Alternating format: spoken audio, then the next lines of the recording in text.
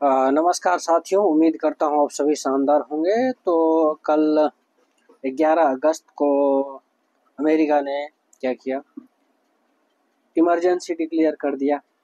चलिए उसको एक एक करके समझते हैं, क्या है सीन, क्या बैकग्राउंड है। ठीक है, तो सबसे पहली बात तो ये है कि हम थोड़ा सा इसको समझते हैं क्या है ये जो इमरजेंसी वाशिंगटन डीसी है। ठीक है, उसको एक सिंपल लैंग्वेज में समझते हैं। तो देखिए, डीसी का स्पेशल स्टेटस की अगर बात करें तो वाशिंगटन डीसी स्टेट नहीं है। पहली बात, यह एक फेडरल डिस्ट्रिक्ट है। क्या है? फेडरल डिस्ट्रिक्ट है। ठीक है, समझे।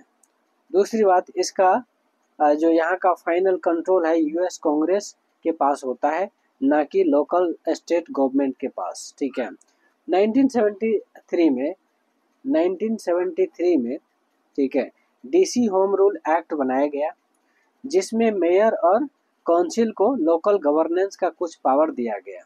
लेकिन कांग्रेस चाहे तो उसके क्या कहते हैं, उनके डिसीजन कैंसिल कर सकता है। ये चीज़ है।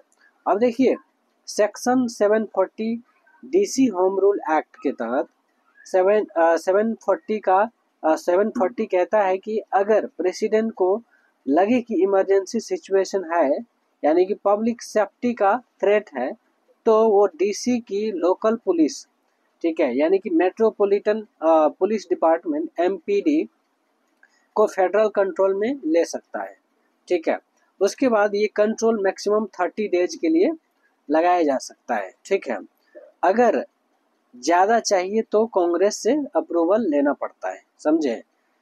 अब देखिए, अभी जो है, जो जिस टाइप से सीन आया है, 11 मतलब कल की डेट की बात कर रहा हूँ, 11 अगस्त 2025 को प्रेसिडेंट डोनाल्ड ट्रंप ने सेक्शन 740 का यूज करके क्राइम इमरजेंसी डिक्लेयर किया है। क्या है? क्राइम इमरजेंसी डिक्लेयर किया है।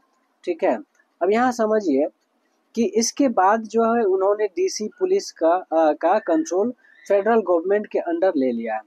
नेशनल गार्ड जो डीसी में प्रेसिडेंट के डायरेक्ट कंट्रोल में होता है को डिप्लॉय किया गया। ऑपरेशनल कंट्रोल अटॉर्नी जनरल है ना, पाम बॉन्डी को दिया गया। समझे, पाम बॉन्डी को दिया गया, ये ध्यान रखना है।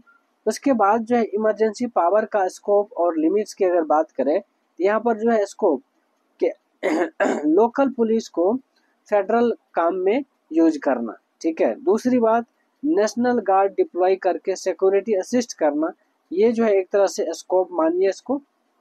ठीक है, तो ये चीज़ है। फिर लिमिट की अगर बात करें तो ये कंट्रोल सिर्फ 30 दिन चलेगा, जब तक कांग्रेस एक्सटेंड ना करे। ठीक है, मतलब अप्रूवल के बाद जो है ना, ठीक है, उसको एक्सटेंड नहीं करता है तब तक जो है ये चलेगा, मतलब 30 दिन के लिए। ठीक है, आर्म फोर्स को डायरेक्ट पुलिसिंग के लिए अनलिमिटेड यूज नहीं कर सकते। ठीक है, यानी कि पॉजेज कम्यूटेटस एक्ट के रेस्ट्रिक्शंस के तहत। नेशनल गार्ड का रोल क्या है? नेशनल गार्ड का रोल ये है कि national guard soldiers mainly logistic and administration help के लिए आए, स्ट्रीट पुलिसिंग के लिए नहीं। ठीक है, फिर डीसी का नेशनल गार्ड डायरेक्ट प्रेसिडेंट के अंडर होता है, यानी स्टेट के गवर्नर के अंडर नहीं, जैसे नॉर्मल स्टेट में होता है वैसे नहीं। ठीक है, फिर लोकल रिएक्शन क्या है? अगर लोकल रिएक्शंस की बात करोगे, यहाँ आपको देखने को मिलेगा डीसी की mayor Morial Morial Morial bowser ने इसको अनप्रेसिडेंटेड, पहले कहीं नहीं हुआ, यानी कि बोला गया है। ठीक है, फिर लोकल लीडर्स ने कहा कि ये फेडरल ओवररीच है और डीसी को स्टेटहुड मिलनी चाहिए ताकि ऐसा ना हो। ठीक है, तो ये चीज था। अब देखिए यहाँ पर समझिएगा, जो यूएस का इमरजेंसी लॉज है उसके हिसाब से section 740 DC home rule act, तो इसमें जो है सिर्फ डीसी में लोकल पुलिस को फेडरल कंट्रोल में लेने का पावर होता है। समझे। फिर जो है नेशनल इमरजेंसी एक्ट 1976 के तहत नेशनल लेवल इमरजेंसी डिक्लेयर करने का लॉ बना है। ठीक है, फिर इंसरेक्शंस एक्ट 1807, ठीक है, अगर रायट्स या इंसरेक्शंस हो तो फेडरल मिलिट्री डिप्लॉय कर सकती है।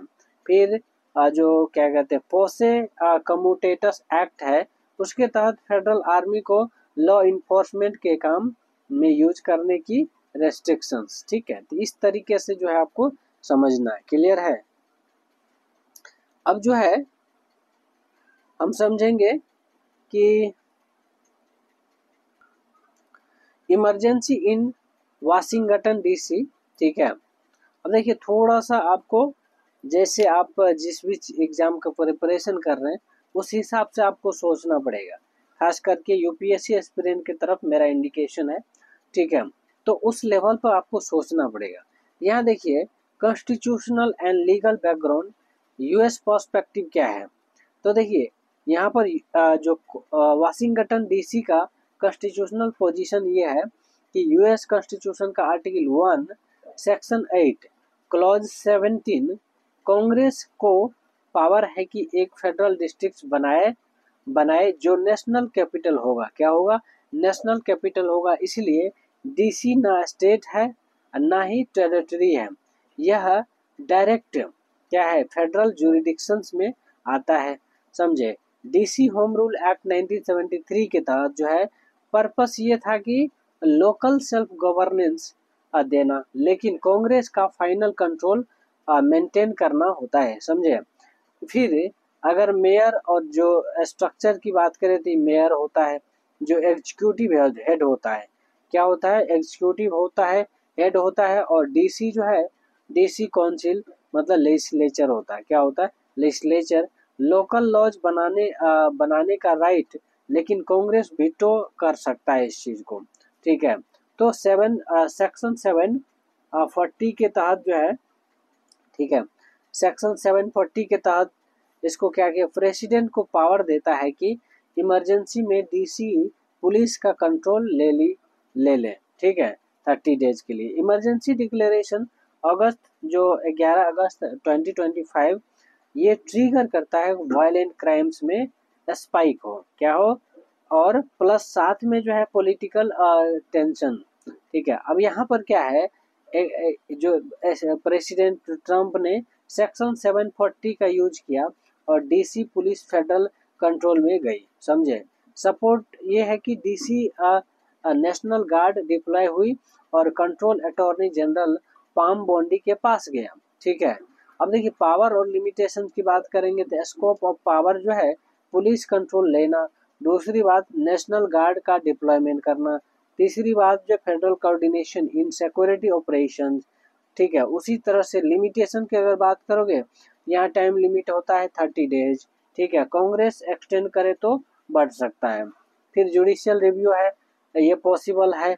अगर मिसयूज हो तो कोर्ट में चैलेंज किया जा सकता है।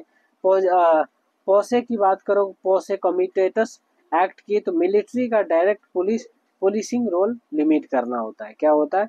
लिमिटेड है। ठीक है, अब देखिए पॉलिटिकल एंड गवर्नेंस इम्पैक्ट है, तो local autonomy versus federal authority का डिबेट जो है इंटेंस हो गया है। और मेयर मुरिल बॉजर ने इसे डेमोक्रेसी के लिए थ्रेट बताया है। ठीक है, और कहा है कि स्टेटहुड डिमांड फिर से स्ट्रॉन्ग हुई और DC as a 51st state जो है इसको घोषित हुआ। ठीक है, अब यहाँ समझिए जो डीसी यूएसए डीसी है और इंडिया के बीच में क्या रिलेशन है। तो देखिए सबसे पहले अगर बात कॉन्स्टिट्यूशनल पोजीशन की बात करो तो फेडरल डिस्ट्रिक्ट्स अंडर कांग्रेस होता है यूएसए के अंदर। फिर इंडिया में यूनियन टेरिटरी होता है अंडर पार्लियामेंट। फिर एग्जीक्यूटिव की अगर बात करो तो वहाँ पर डीसी जो है यूएसए के अंदर मेयर और कांग्रेस कंट्रोल में रहता है, कंट्रोल करता है। और यहाँ जो है लेफ्टिनेंट गवर्नर और प्रेसिडेंट कंट्रोल ये। ठीक है, फिर दूसरी बात जो क्या कहते हैं इमरजेंसी पावर है, president can take over police section 740 के तहत। और यहाँ जो है प्रेसिडेंट रूल लगता है आर्टिकल 356 के तहत स्टेट गवर्नमेंट डिसमिस कर दिया जाता है। फिर अगर मिलिट्री कंट्रोल की बात करें तो नेशनल गार्ड अंडर प्रेसिडेंट होता है यूएसए के अंदर। फिर arm force deployment by union government India के अंदर। ड्यूरेशन की बात करो 30 डेज एक्सटेंडेबल है। और इंडिया में जो है 6 मंथ ये भी एक्सटेंडेबल है अप टू 3 इयर्स। ठीक है, तो ये चीज़ था और आई थिंक ये चीज़ समझ में आया होगा। क्लियर है। अब बात करेंगे क्या सिमिलैरिटी है और डिफरेंसेस है with article 356 that is president rule. तो देखिए सिमिलैरिटी की अगर बात करो तो लोकल गवर्नमेंट का कंट्रोल सेंट्रल गवर्नमेंट ले लेती है, पता है, मैंने पहले भी पढ़ाया। सेंट्रल एग्जीक्यूटिव के पास लॉ एंड ऑर्डर का डायरेक्ट क्या होता है, पावर आ जाता है ना। तो ये चीज आपको सिमिलैरिटी है। डिफरेंसेस की बात करेंगे तो इंडिया में आर्टिकल 356 का स्कोप पूरे स्टेट पर होता है। डीसी केस में सिर्फ लॉ एंड ऑर्डर अप्रोटस कंट्रोल हुआ, यानी कि पॉलिटिकल काउंसिल डिसमिस नहीं हुआ। ठीक है। अब इथिकल कॉन्स्टिट्यूशनल इश्यूज क्या है, डेमोक्रेटिक डेफिसिट, ठीक है, यानी कि लोकल इलेक्टेड रिप्रेजेंटेटिव्स का पावर डायरेक्टली सेंट्रल अथॉरिटी ले रही है।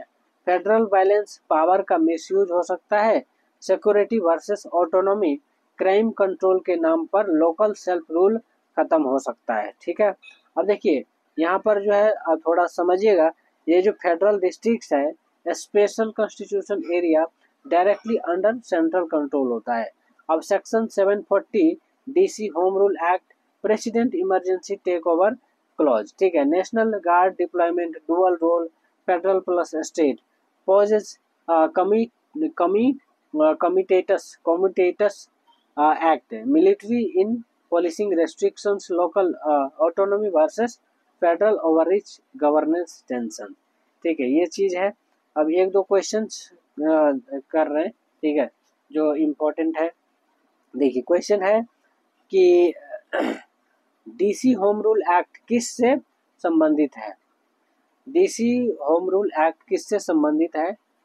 ऑप्शन है यूएस में कैपिटल टेरिटरी गवर्नेंस से, बी में है यूएस में ट्राइबल ऑटोनॉमी, सी यूएस स्टेट के power, D US military deployment. Answer है दैट इज ए यूएस में कैपिटल टेरिटरी टेंशन गवर्नेंस। ठीक है। नेक्स्ट क्वेश्चन, सेक्शन 740 का मेन प्रोविजंस क्या है। तो यहाँ पर ऑप्शन है मेयर को मिलिट्री डिप्लॉय करने का पावर, बी है प्रेसिडेंट को डीसी पुलिस का कंट्रोल इमरजेंसी में देना, सी में है कांग्रेस को मेयर डिसमिस करना, डी में है सुप्रीम कोर्ट को पुलिस पावर देना। आंसर है बी, दैट इज प्रेसिडेंट को डीसी पुलिस का कंट्रोल इमरजेंसी में देना। ठीक है। फिर नेक्स्ट क्वेश्चन है डीसी में नेशनल गार्ड का कंट्रोल किसके पास होता है। आंसर है प्रेसिडेंट ऑफ यूएसए के पास। ठीक है। नेक्स्ट क्वेश्चन है पॉसे कमिटेटस एक्ट रेस्ट्रिक्ट करता है किस चीज को। ऑप्शन ए आर्म्ड फोर्स का border security use, B military का डोमेस्टिक पॉलिसिंग में यूज, सी मेयर का मिलिट्री कंट्रोल और डी कांग्रेस का पुलिस कंट्रोल। तो आंसर हो जाएगा बी, दैट इज मिलिट्री का डोमेस्टिक पुलिसिंग में यूज। ठीक है। नेक्स्ट क्वेश्चन है इंडिया के आर्टिकल 356 का यूएसए के लिए के किस पावर से सबसे ज़्यादा मिलिट्री सिमिलैरिटी है। तो आंसर है A, that is option A है section 740 DC home rule act, B में है वार पावर एक्ट, सी में है पेट्रियोटिक एक्ट, डी में है लोगन एक्ट। आंसर है A, that is section 740 DC home rule act. Right. अब एक दो क्वेश्चन मैं मेंस के लिए दे रहा हूँ, आपको ध्यान रखना है उसको। ठीक है, समझे। क्वेश्चन लिखिए, the recent emergency declaration in Washington DC highlights the inherent tensions between local autonomy and federal authority. Discuss in the light of Indian federal structure and Article 356. Question second है special constitutional status of capital territory of result in governance challenges compare the governance model of Washington DC and Delhi. ये 2 question है, दोनों question का आपको answer लिखने हैं, ठीक है, 250 वर्ड्स में। कितने वर्ड्स में? 250 वर्ड्स में लिखना है, ठीक है। ये चीज़ है। चलिए, बहुत बहुत धन्यवाद, और इसको अपने फ्रेंड सर्कल में ज़रूर से शेयर करना है, ठीक है। और हम बीपीएससी के लिए भी काम कर रहे हैं, बीएसओ एसएसओ के लिए भी, और ईपीएफओ के लिए कंप्लीट आपको क्रैश कोर्स के तौर पर देखने को मिल जाएगा, ठीक है। और एग्ज़ाम ख़त्म होने तक, मतलब ख़त्म जब तक एग्ज़ाम है उससे पहले आपको सारे कोर्स जो है मिल जाएगा, ठीक है। तो अपने जो भी है आपके लिंक में सबको सर्कुलेट कर दीजिए। Thank you so much.